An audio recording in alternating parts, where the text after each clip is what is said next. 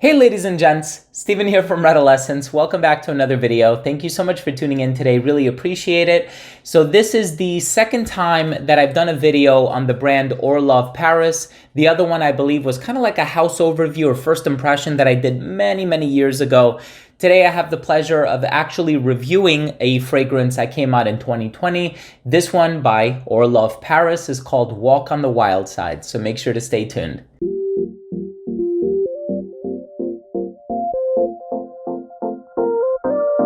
Now, before I begin my fragrance review of Walk on the Wild Side by Orlov Paris, I do want to mention that if you are a fan of fragrance-related content, if you like fragrance reviews here on YouTube, but also top 10 videos, giveaways, unboxings, special guests, and more, please do consider supporting this channel by subscribing to it. All you have to do is click on that red button in the corner. And of course, while you're at it, make sure to enable notifications by clicking on the bell.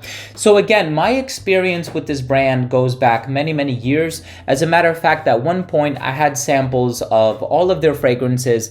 And the one thing that I really appreciated was the quality in their compositions. I found that there was a lot of variety. So you had some that were on the fresher side. You had some that were on the smokier side. You had some that were quite resinous. There was one in particular I remember containing a lot of elemi resin. The name of it doesn't come to mind right now. But here we have a fragrance that came out in 2020. This one was composed by Jordi Fernandez, who has done fragrances for Jimmy Choo and many other brands. Very good reputation behind that perfumer. And this one is a spicy leather-based fragrance. And so you are going to get a little citrus in the opening. You have a leather accord. You have vetiver. You have ginger. You have saffron, which obviously adds to that spicy component that I was talking about before. And so as it compares to other leather-based fragrances on the market, I'm going to be letting you know what I think of it, what I personally get from the smell, if I could personally compare it to any other fragrance on the market. But let's go ahead and start things off with the presentation.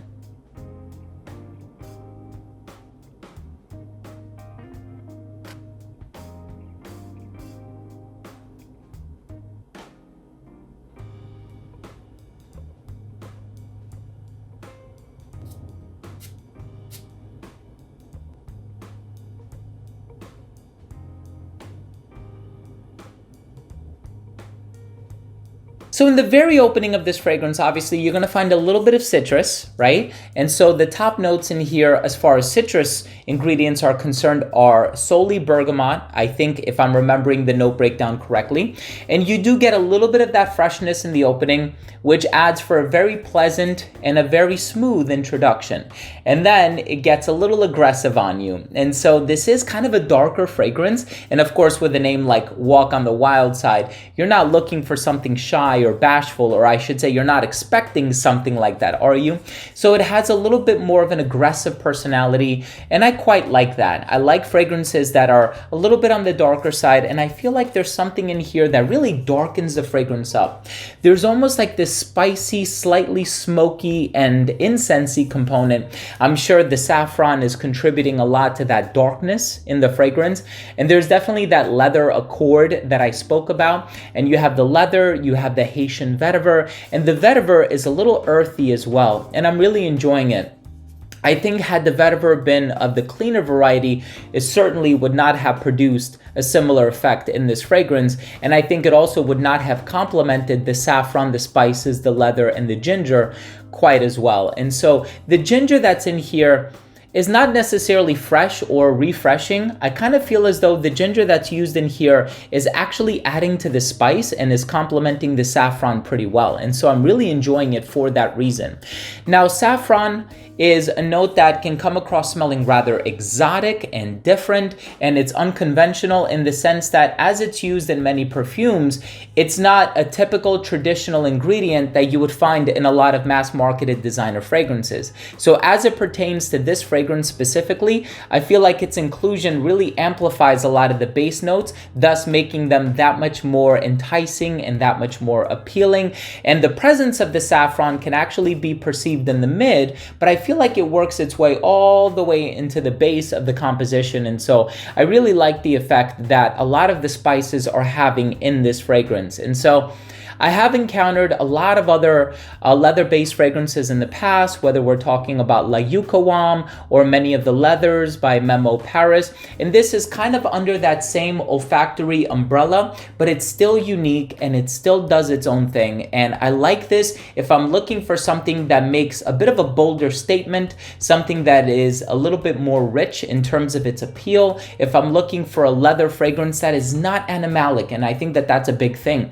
Sometimes when people get into leather fragrances, they can be smoky, they can be spicy, they can be smooth like a suede leather, or they can be animalic. This is on the spicy side. And so of those 4 different categorizations, I would compartmentalize this into the spicy category. And I really do feel as though a lot of the spicy ingredients that are in here are contributing to that, including the saffron, including the ginger. And I'm also kind of picking up on a little bit of nagarmoda or cypriol. I don't know if that's necessarily used in here, but it is used a lot in leather fragrances. It's also used a lot in oud fragrances. I'm also picking up a little bit of a woodsy touch in here, and I feel like it's either coming from cedar or juniper. I'm not quite sure. Juniper is not listed in the note breakdown, but this is definitely a spicy leather, perfectly unisex, definitely something to be worn when you want to make a bold statement, when you really want to stand out in a crowd of people. I think this is a solid release from the company Orlov Paris. Let's go ahead and finish things off with my overall assessment.